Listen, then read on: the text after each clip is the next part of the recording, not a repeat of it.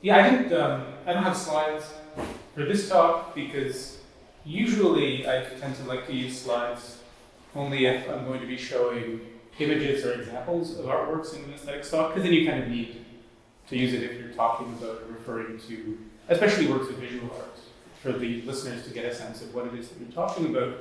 Or if there are quite a lot of important quotes, then I might use it or use a handout. But otherwise, I tend not to prefer to use it. So hopefully no one objects strongly to that.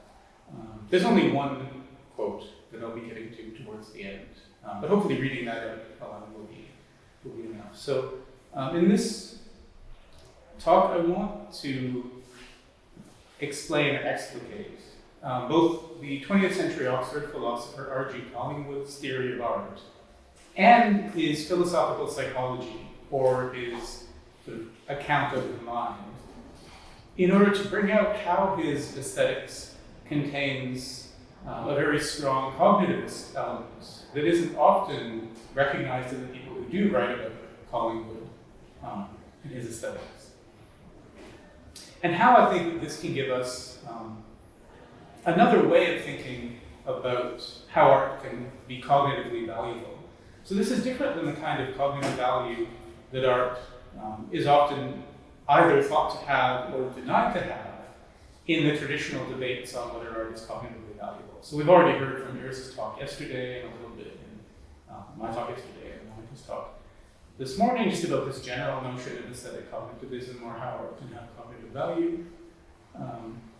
And so as we have heard already, the traditional question was whether or not art could be an epistemically reliable source of propositional knowledge, or knowledge of facts about the world, with skeptics like Jerome Stolnitz, most famously, denying that it can be, or at least denying that it can be a source of new and non-trivial knowledge.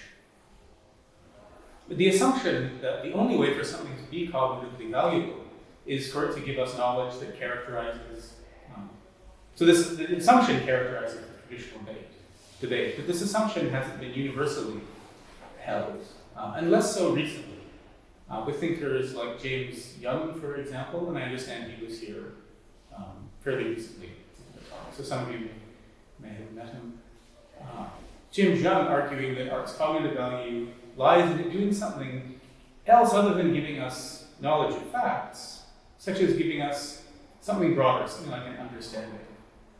And Roger Scruton, among others, has proposed that art doesn't give us a kind of knowledge, it does give us a kind of knowledge, but a kind of knowledge that's different from propositional knowledge that. So namely, Scruton characterizes the sort of thing we can learn from art as what could be called knowledge what, rather than knowledge that, or knowledge how. Where this is a matter both of knowing what it's like to have a certain experience, and, Scruton says, knowledge of knowing what to do. That is, what's appropriate to do in certain kinds of situations. So rather than just teaching us how to do things, art, engaging with art and literature, and Scruton thinks music as well, can give us a sense of what is appropriate to do once we know how to do these things.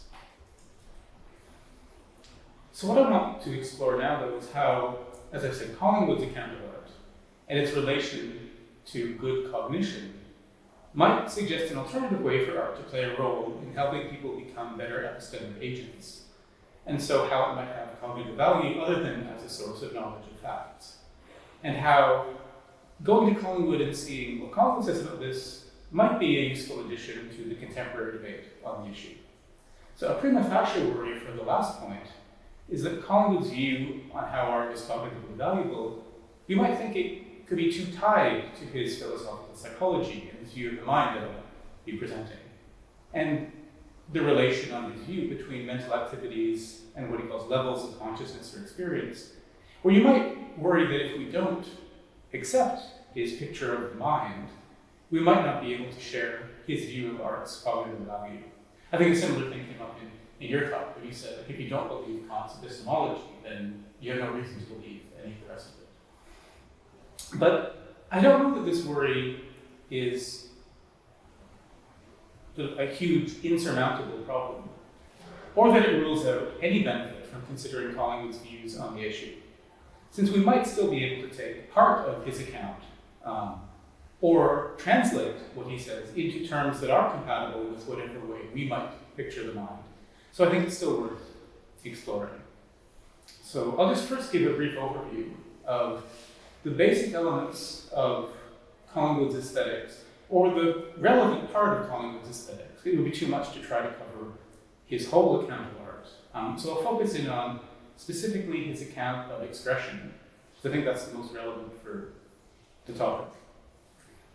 And then, after doing that, I'll go into some more depth on his philosophical psychology and his notion of consciousness and how it operates, which is, I think, necessary to understand both his aesthetics. So too often people try to read Collingwood's philosophy of art without knowing the rest of his philosophy, so I don't think they fully understand what he means by it. It would be like trying to read Kant's third critique without having read the first critique. So yeah, I will explain that. And I think this is especially important for understanding how art can have something like cognitive value on his account, and understanding why he is, in a very strong sense, a cognitivist. And this has to do with something which I'll explain that he calls the corruption of consciousness. So ultimately, art is going to have cognitive value for Collingwood because it is a corrective to this thing called the corruption of consciousness, and the corruption of consciousness itself is something that is an obstacle, a strong obstacle, to us being good epistemic agents, of successfully knowing and thinking correctly about the world. So, in a sense, art's cognitive value on this picture would be sort of at a step back. Art would have cognitive value because it helps us overcome an obstacle to good cognition, rather than something that gives us knowledge. So here's the brief explanation on Collingwood on art as expression.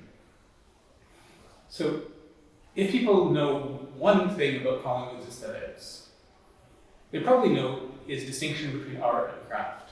So he famously differentiates the two and argues that art, in sort of a strict or technical sense, or what he calls the proper sense of the term art, is distinct from various things that the word art commonly gets used to refer to, but which he calls forms of pseudo-art. For example, entertainment or amusement, and propaganda, or what he calls magic. And I'll explain why he uses the term magic in a bit. So while I don't have time to go through the argument he gives for why art is not essentially a kind of craft, the basic idea is that craft is a matter of making something, having a clear idea of the thing that you're going to make in mind as the end towards which your activity is aiming, where one can either know or determine the means to reach that end before using the means to reach it. So of the things that are commonly confused with art in its strict or proper sense, in works of entertainment or amusement, the end is the arousal of a certain feeling in the audience, for the sake of the audience enjoying feeling it. And once the maker determines what they want their audience to feel, they can employ familiar techniques in their medium to realize that end. So for example, the makers of a horror movie will not only know that they want to make audiences feel scared in some general sense, but will likely determine specific moments or scenes in the film that they want. They want to make the audience afraid at this moment. And then they would use cinematic techniques such as lighting, sound design, the pacing of the editing, and so on to accomplish this, with what's called the jump scare being one of the most obvious and formulaic of these techniques to arouse or evoke a feeling of fright in the audience. And similarly, producers of pop music, such as Timbaland, who has produced songs for people like Katy Perry and Britney Spears, among others, and other producers sort of his time or generation, as you could call it, have more or less developed a formula for how a song can be successfully catchy and sort of get commercial or radio success, with hooks and what are called earworms, based on observing and measuring listener responses and literally calculating the musical structures that will evoke these responses. Where in these cases and in other cases of amusement. Making the audience feel, in this case, scared, or making the listener feel like dancing or humming along, isn't done for any purpose other than for the audience's enjoyment. Though, of course, this is done for the sake of making money, by having people want to pay for the experience they'll enjoy. But still, it's not really done for the sake of the audience doing anything with what they're made to feel other than enjoying the experience of them feeling it. Even if you might think it's an unpleasant feeling, like the fear evoked from a horror movie. So you go to a horror movie because you, in some sense, enjoy the feeling of being scared. When that feeling is self-contained in the experience of the work, you're not scared of anything outside of the work, so to speak. But in what Collingwood calls magic, technical means are also used to evoke a predetermined feeling in an audience. But the difference here is that the feeling is evoked not merely for it to be enjoyed within the experience of the work, but for the feeling to carry over beyond the work into practical life in some way, and to motivate or energize some kind of practical action on the part of the audience.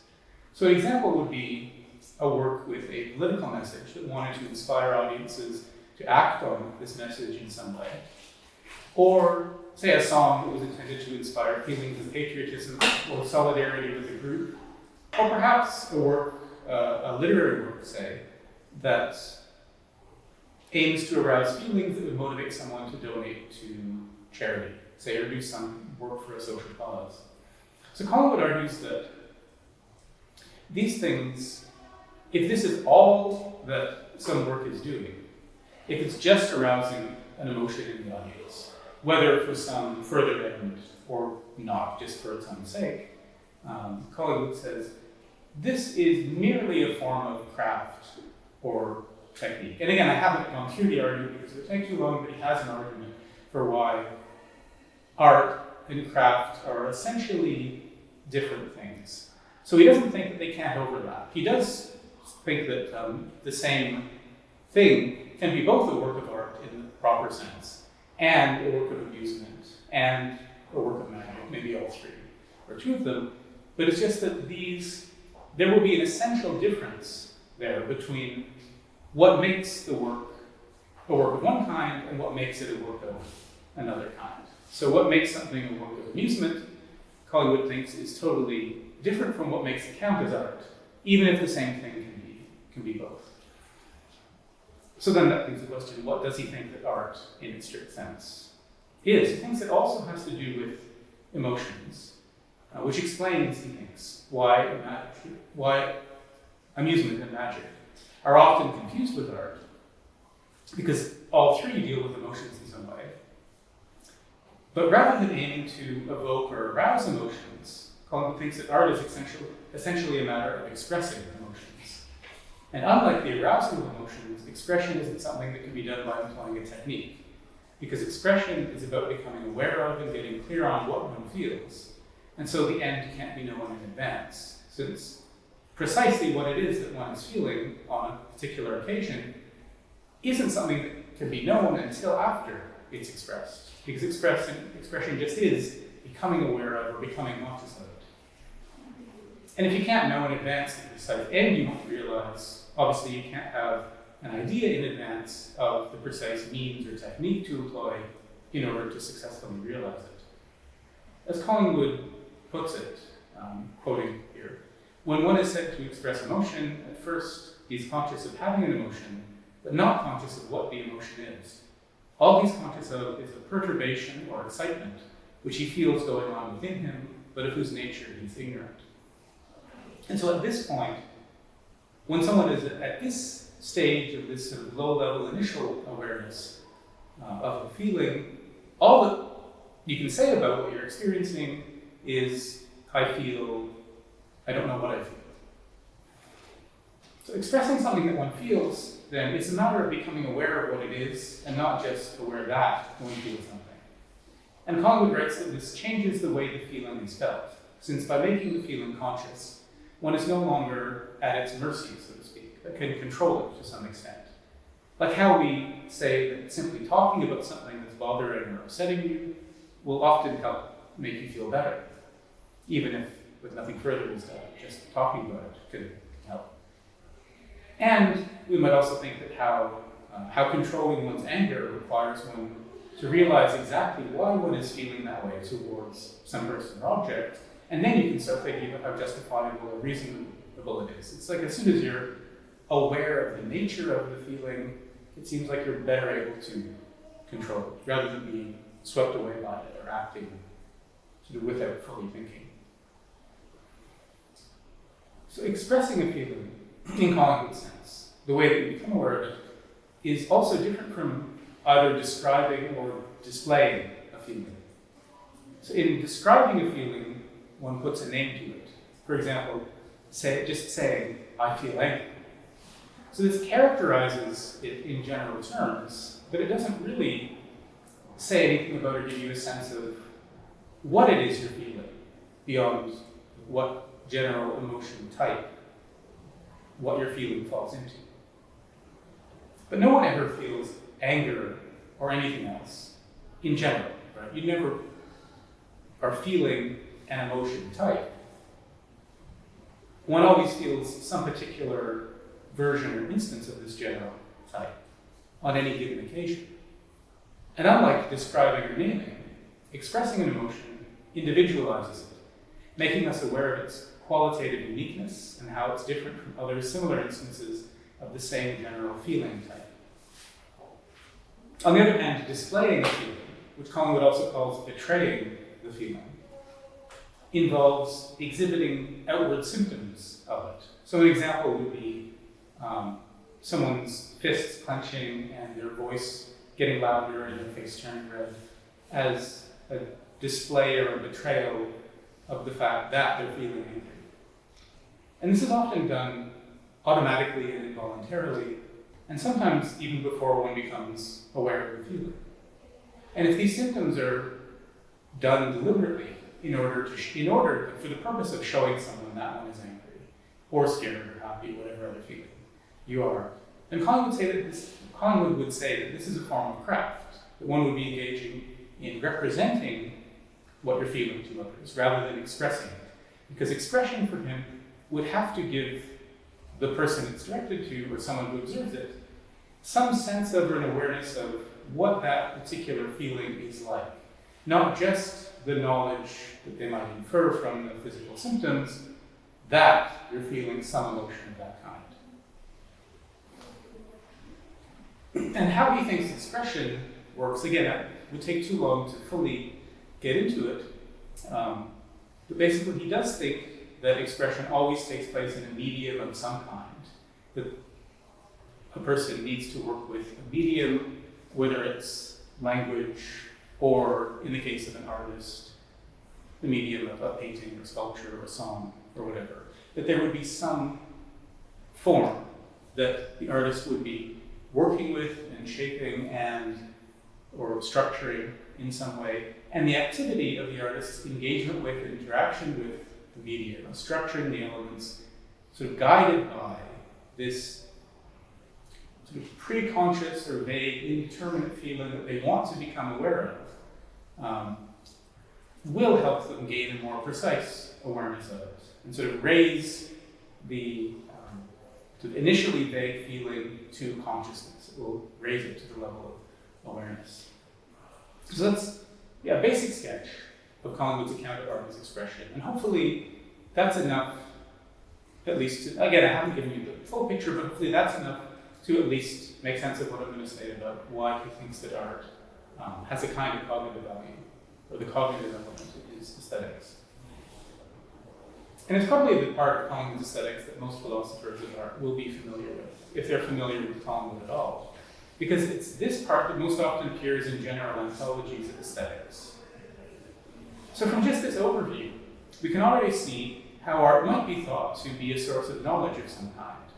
So namely, because expression is all about making us aware of, and so it lets us come to know just what it is that we feel as a particular distinct thing, distinct from other feelings we might have had of the same general kind.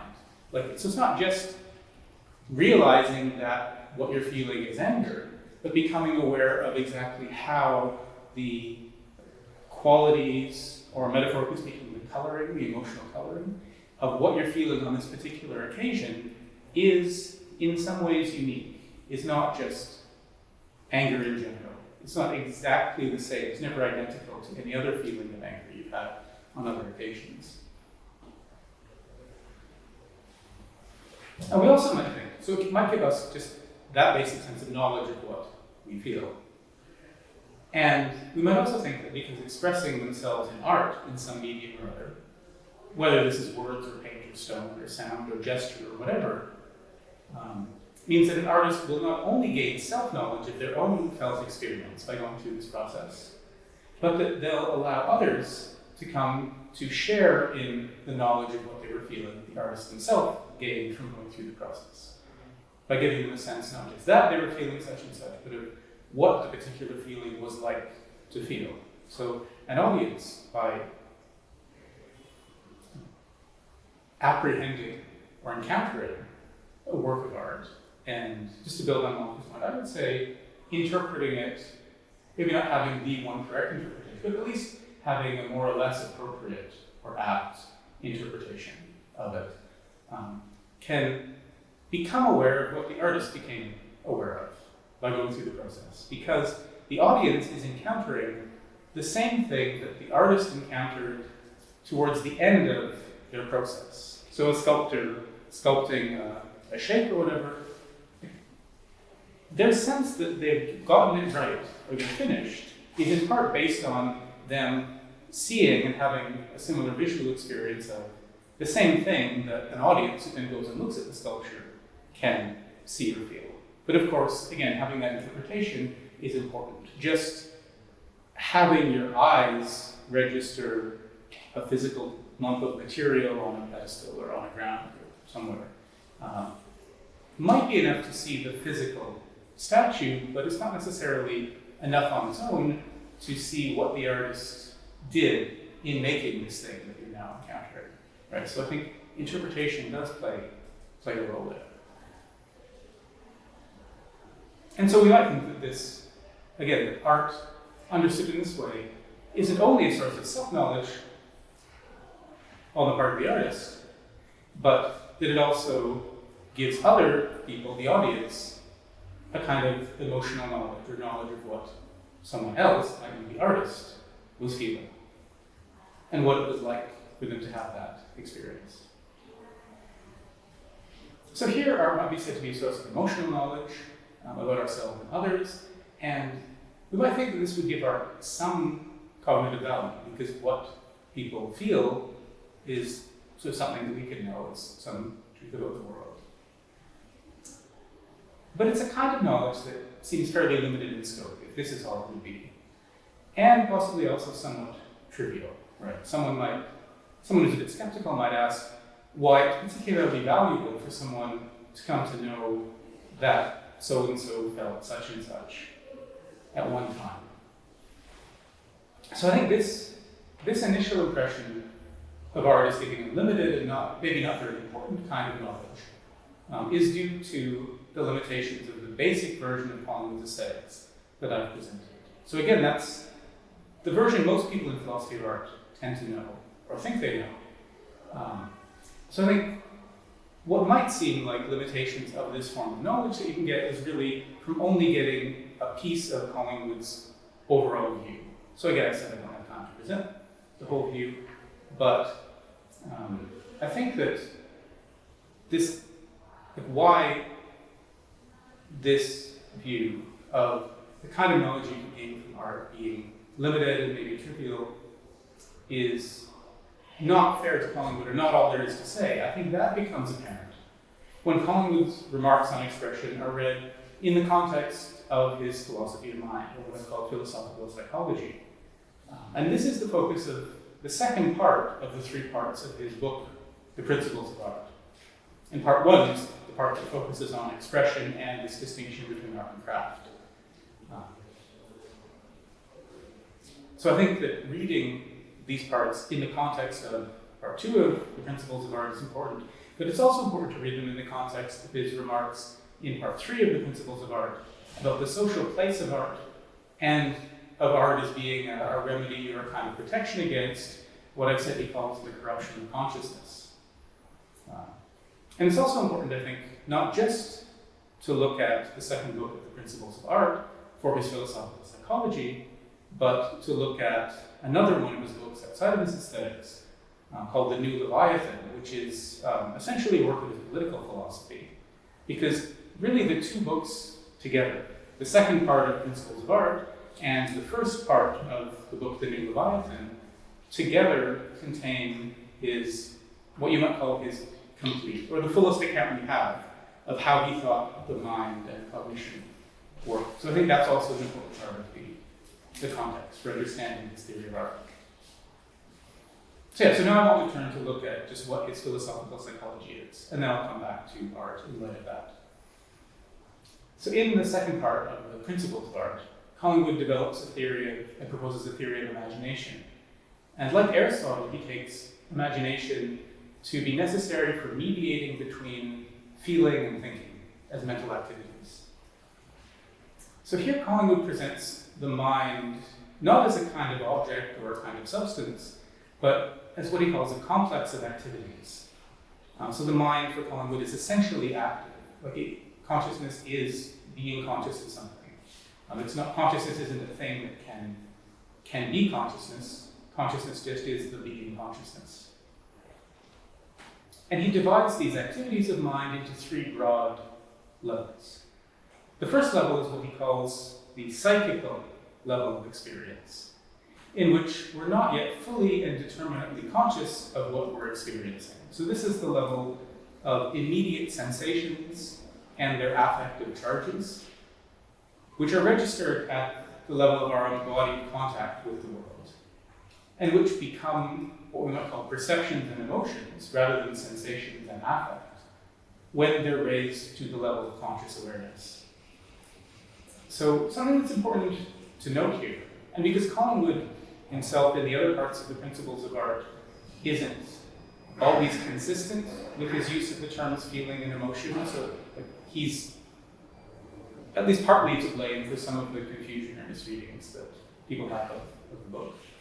But it's important to note that Collingwood's use of the term feeling for experiences at this psychical level isn't a synonym for emotion, but it's much broader than this, so Collingwood's use of the term feeling includes both sensations and affects that would become emotions once they're made conscious.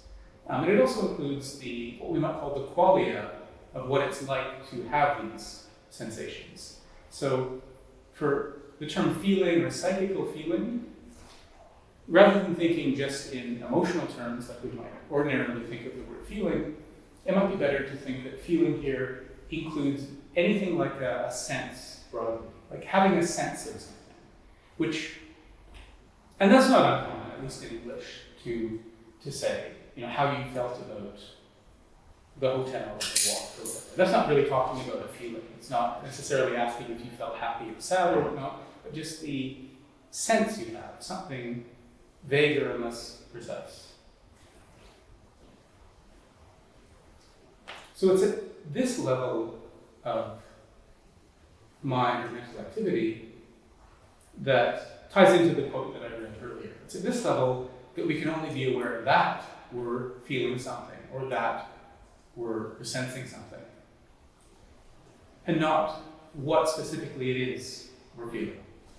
So to become conscious of what it is we're feeling or sensing, and the particular qualia or what it's like of that experience, the experience needs to be raised to at least the second level of mental activity, which is what Collingwood calls imagination. And this is done basically by just attending to and trying to put into words or in some other medium. So again, it doesn't have to be words. An artist might draw something to try to get clear on what the sense of the place they're in is that they're feeling, for example.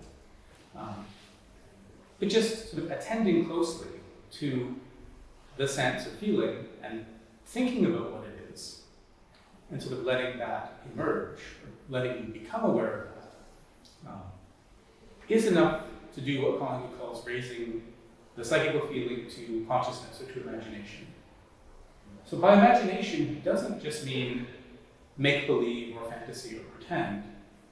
Rather, he means a faculty of mind that's more basic than these particular activities, where all of those things, make-believe or fantasizing and pretending, those are particular activities that this broader faculty of imagination can perform.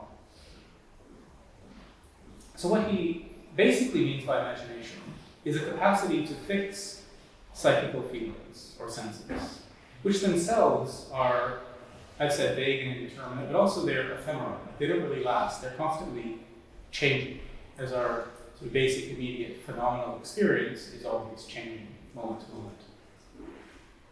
And so having this capacity to fix them and to hold them in mind allows us to just keep them in mind and make them an object that we can then think about, because it gives them some sort of determinate and stable form. We might metaphorically call this picturing as something or other. So if you're asked, what sense do you have of this room you're in, or of the space outside, looking at that? I mean, the first step in the process would be you attending to the experience, thinking about it, and then trying to picture or conceptualize it, put it into words. And then maybe the first way you think of describing what you're feeling doesn't strike you as adequate or doesn't really capture it, and then you can refine it and whatnot. And that process is, at a very basic level, the process that Collingwood calls expression. You're expressing what it is you're feeling by trying to put it into some form that your mind can then sort of grasp or become aware of.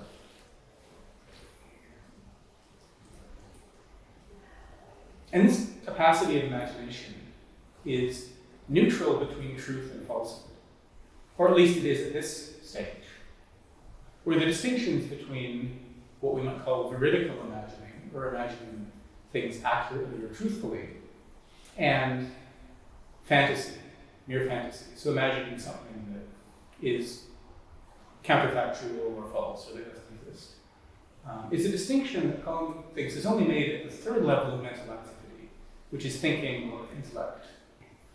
So the ability of the imagination to mentally picture something in a fixed or stable form is why Collingwood thinks that this is a necessary level of mind to have in between feeling, which Collingwood thinks is immediate, and the objects of feeling are always sort of coming and going, and they're dynamic and fluid and in flux, and mediates between that and thinking, where Collingwood thinks that we have to have some kind of stable idea or concept to think about, that we can hold in mind, that we can recall from one moment to another, and so on. So because imagination is our way of having in mind something that we're not presently experiencing directly, both memory and anticipation essentially involve imagination. So for instance, in remembering my hotel room and how I left it, for example, how the shirt I wore yesterday is draped over a chair in the corner by the window, if I'm imagining this, if I'm remembering that, then I think necessarily I'm imagining it, simply because I'm no longer seeing it. I can't go and look at it. So for me to remember the layout of the hotel, I have to be imagining it. But to say that I'm imagining it obviously doesn't imply that I'm making it up or pretending or that it's false or fictional.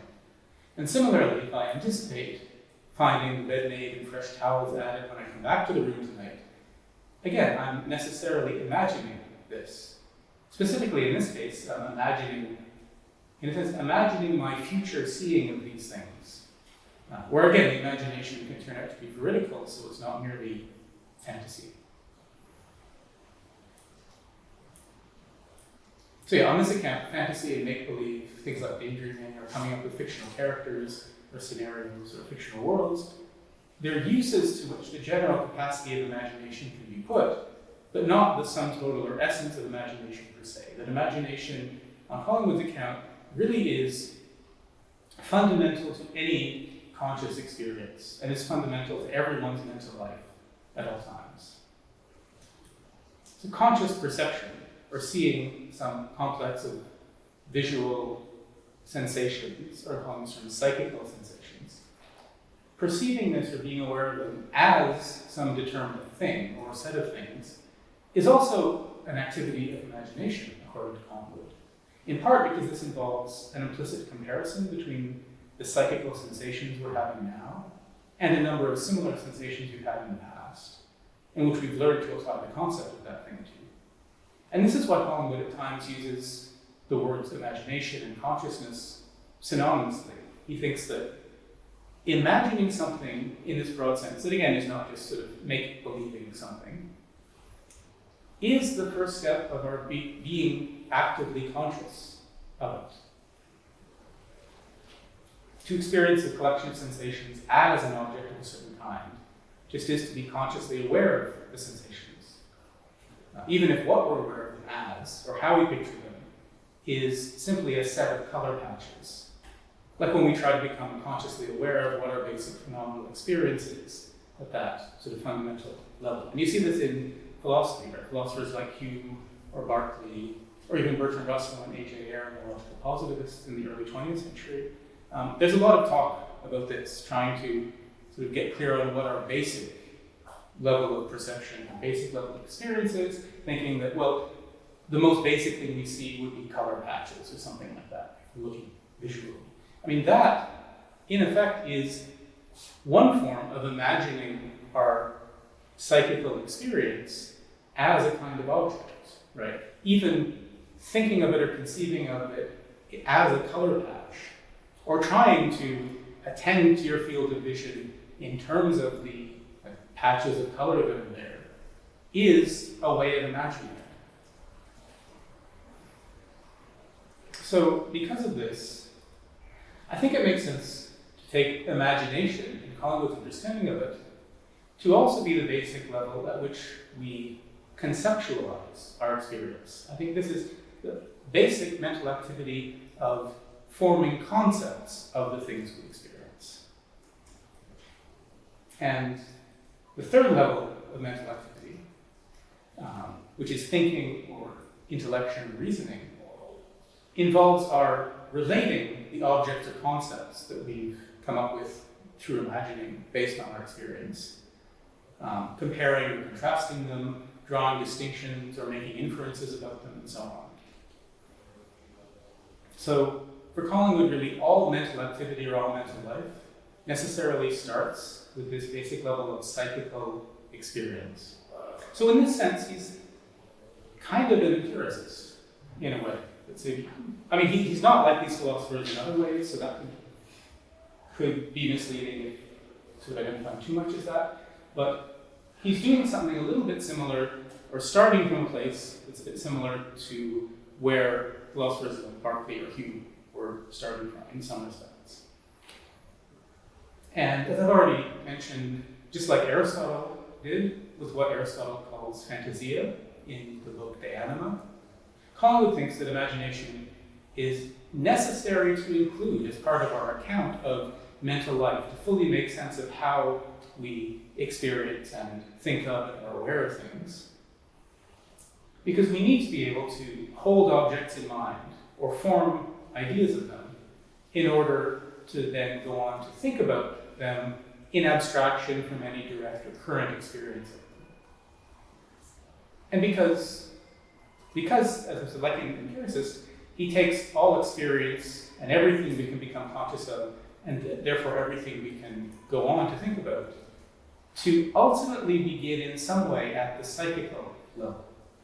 Whether this is because psychical feelings or the experience we have of imagining, thinking of things that are themselves ultimately based in psychical feelings that we raise to consciousness.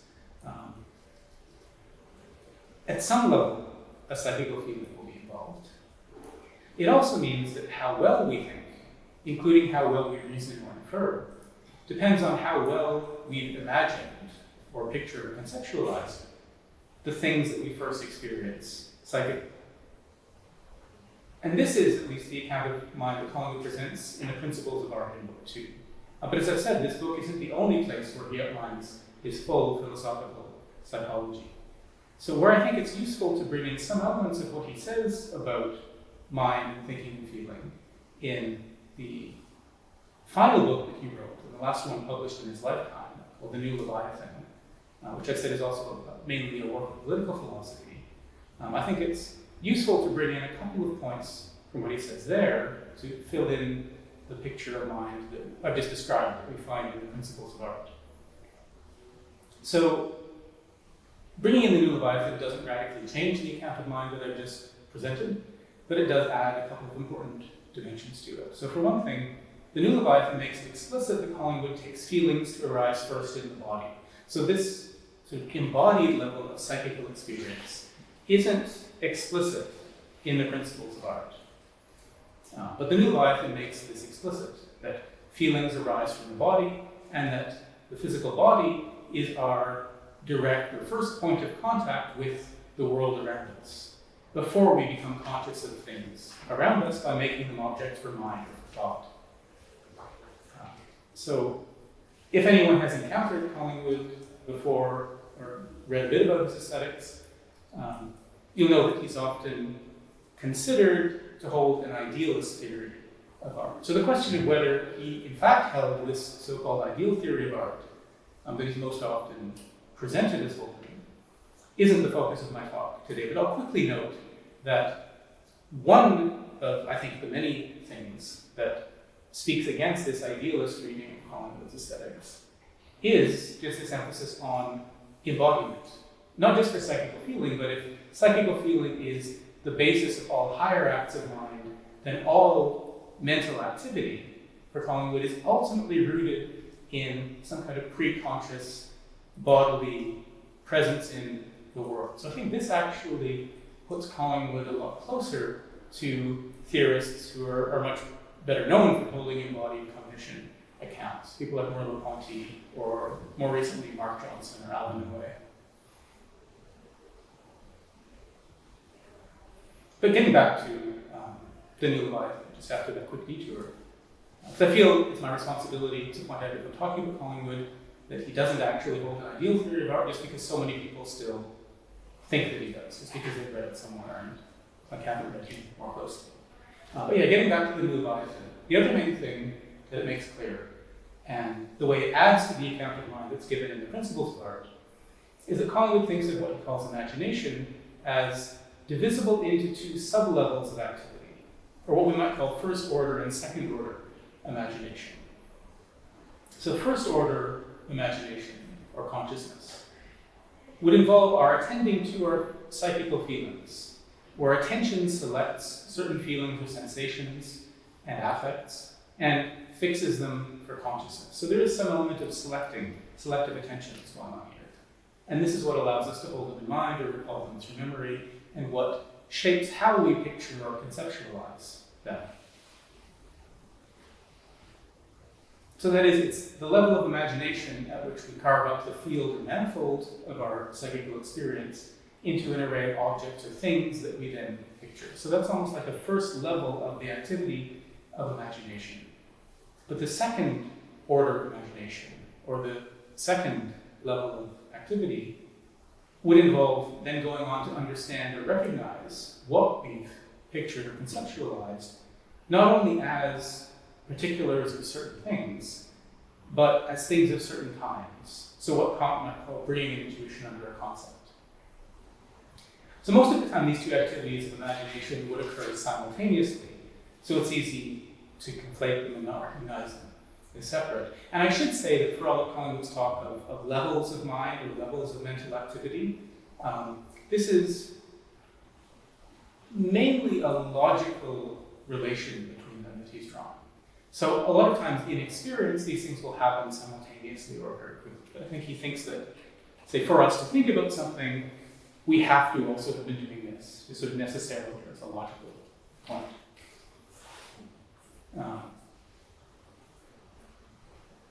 Yeah, so I think that the difference between these two, what we could call levels of imagination, or imaginative activity, the difference I think is made clear by considering the less common experiences in which we're initially aware that we're seeing or hearing or feeling something, but can't yet tell what we're seeing or hearing or feeling. And again, these are less common in our everyday experience. Most of the time, all of these things Collingwood is separating and logically differentiating will occur for all effectively to us simultaneously or instantly. We don't notice the difference. But an example of where we might notice the difference would be that upon waking up from a nap, or being asleep for the night, you might be aware for the first couple of moments that you're just beginning to be awake of a distinct configuration of colors forming a shape in your field of vision, with this being more distinct as a visual experience than a mere psychical feeling. So in other words, it would strike you as a something. You would say, there is something there, even though you can't yet say what it is that is that thing that's over there. And just a moment later, as you, I guess, more fully wake up, or as your eyes focus, or whatnot, and adjust to the light, you might realize that what it is you're seeing is, say, a shirt that you draped over the back of a chair. That as you become aware of it as a determinate object of a kind, not just as a bare something. So here I think we can sort of see these levels of mental activity separating themselves, and we distinctly experience one and then the other. So why I think pointing this out, that there are almost like two levels that the imagination can be divided into, what I think this adds to the account in the principles of art is that it shows that any awareness of psychical feelings, however indeterminate this is already occurring at the beginning of the first order of imagination. And so it's not unconscious or preconscious or occurring first outside of our experience, but it's already an act of consciousness and something we experience currently in some way. So it's only really the psychical feelings themselves as embodied sensations in our nervous system. It's only these that are preconscious in the sense that we're not aware of, say, the nervous, like nerve signals that the nervous system is, are moving back and forth in our nervous system. So we're not conscious of that level of the embodied registering of the world. And so that might be called preconscious in that sense that they can also, even if we're not consciously aware of the activity of our nervous system, they serve as material for consciousness. We can attend to and become aware of them. So now the question is, coming back to the question of aesthetics and cognitive value, why this matters, and especially why it matters for cognitive value. So if expression is how we become more aware of, or conceptualize or cognize things, then the proper workings of consciousness would include veridical imagining at this level. So not imagining in the sense of make-believe, but imagining in the sense that it's involved in every conscious experience, every perceptual act.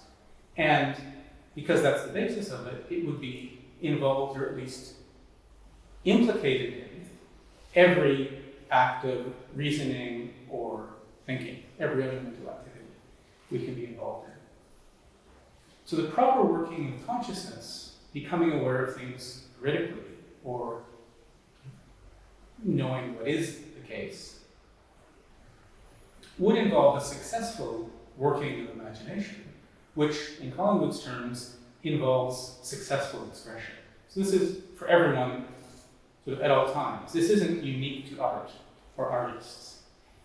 But why Collingwood thinks that art is valuable is that art sort of demonstrates and gives us a role model of successful acts of becoming conscious of things correctly or veridically. The good art shows us what it is to get it right when we try to attend to and conceptualize or put into words or become more aware of different elements of our experience that are initially vague and unformed.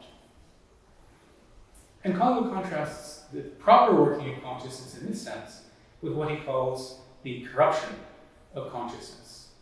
So a corrupt consciousness would just do the opposite, Collingwood thinks. That at this, what I've called the first order level of imagining, where we're starting to become aware of things as some things, but have yet, say, brought them under a concept or become aware of them as certain kinds of things. So we're aware that there is some physical form or shape, that some sort of color that's in the room with us in some location, but we haven't yet been aware of it as a shirt. A corrupt consciousness, and so maybe here the shirt example would be a bit trivial, but there are other examples.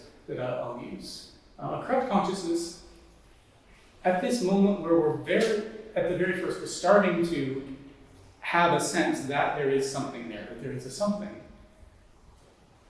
As we're starting to attend to it, part of our mind doesn't like what we're starting to attend to, and so wants to either repress this or substitute something else for it. So what we come to picture or conceptualize about what we're experiencing is not accurate.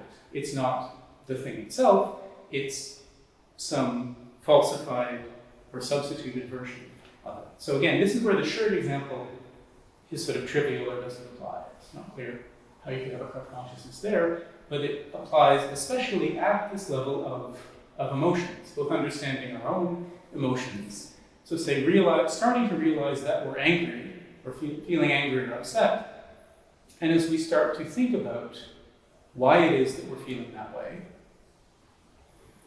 not really liking or being comfortable with what we start to realize. So realizing that I'm feeling angry really because of my own stupid mistake that I made. So a corrupt consciousness would almost disown that awareness as soon as you started to sort of get hints of that. So you're not yet determinedly aware of it. It's not like, it's a kind of self-deception, but it's not like you are fully aware of this and then deliberately choose to substitute it. It's almost like this is happening at something that very broadly we might call unconscious level. We have to be aware of it to just enough of an extent, but not fully conscious of it. So, yeah, rather than admitting that, say, I'm angry because of my own stupid mistake that I made, and then learning from that and taking responsibility and learning not to do it again, and then maybe going on not to do it again and having more success later, instead blaming someone else or something else as the source of my anger, projecting or scapegoating would be an example of a corrupt consciousness.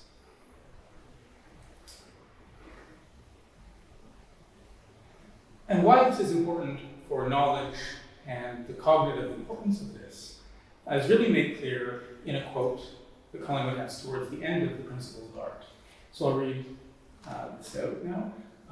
He says, unless consciousness does its work successfully, the facts which it offers to intellect, the only things upon which intellect can build its fabric of thought, are false from the beginning. A truthful consciousness gives intellect a firm foundation upon which to build. A corrupt consciousness forces intellect to build on a quicksand. The falsehoods which an untruthful consciousness imposes on the intellect are falsehoods which intellect can never correct for itself. So if you started to picture something or conceptualized something and then go on to think about it, if you've already sort of got it wrong at that first stage of imagining or how you're picturing the world, then reasoning itself, sort of taking that idea and reasoning about it, will always be tainted in some way by the falsehood that this corrupt consciousness or the incorrect working of imagination has introduced into your thought. So going back to the quote, he says, insofar as consciousness is corrupted, the very wells of truth are poisoned. Intellect can build nothing firm. Moral ideals are castles in the air. Political and economic systems are mere cobwebs. Even common sanity and bodily health are no longer secure. Bad art, the corruption of consciousness, is the true radix monorum, or the Latin term for root of all evil. So that last claim might seem extreme. But again, if Collingwood thinks that art is paradigmatic as successfully showing us and being sort of serving as a role model or an exemplar for how consciousness operates successfully, of what it is to become correctly aware of the nature of our experiences and what we're experiencing. And then bad art would be something that is presented as art that is itself the result of a corrupt consciousness, that falsely presents this, that would then maybe lead people into thinking corruptly for themselves, in the sense of sort of substituting or falsifying or otherwise self-censoring what it is they're starting to be aware of and replacing it with something more palatable, right? More comfortable. Then, yeah, if you take art as being exemplary of successful consciousness, and if you think that the successful awareness of something, successfully expressing it in your own mind through imagining it, is necessary for all higher arts of thought, including what we know and reason, then you can see why this gives art an important place in relation to successful mental life, and makes art not a trivial thing, not a mere amusement or frivolity. So I would say that this gives us a way of thinking that art can have cognitive value of a different kind than how it's traditionally talked about. So this is a case where art is not giving us knowledge itself. Because again, I think that, say, knowing what Wordsworth or T.S. Eliot or whoever might have felt about or thought about some, I don't know, landscape they were looking at or an experience they had, seems like that knowledge is fairly limited. But I think that the real way that art can have cognitive value on this account and make us be in a better position to become better epistemic agents is just because art is exemplary of something that is a necessary condition for knowledge, right? For having successful, true belief, being truly justified in what you believe, whatever else you want to include in your account of knowledge. I think those two ingredients, even if you don't think knowledge is just justified true belief, I think, like, if it's not true or your belief isn't justified, then I think most people will be happy saying it's not knowledge.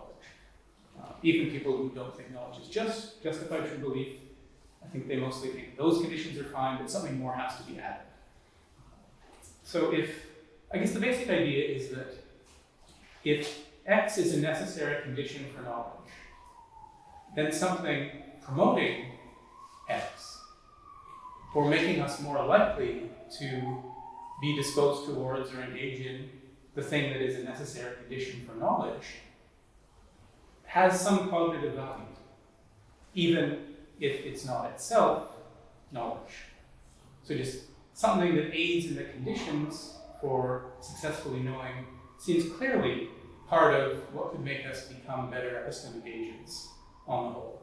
So I think that, yeah, this gives us another way, almost like going back, taking one step back in the way that cognitive value has been conceptualized and thought about, and looking at whether art can help with the conditions for knowledge rather than knowledge, giving knowledge itself. That's the basic idea. I'm thinking I've run over time, so It's pretty much. good time. Okay, so I'll leave it there, especially because there's the discussion after lunch, so we can keep talking about these things. Thank you so much.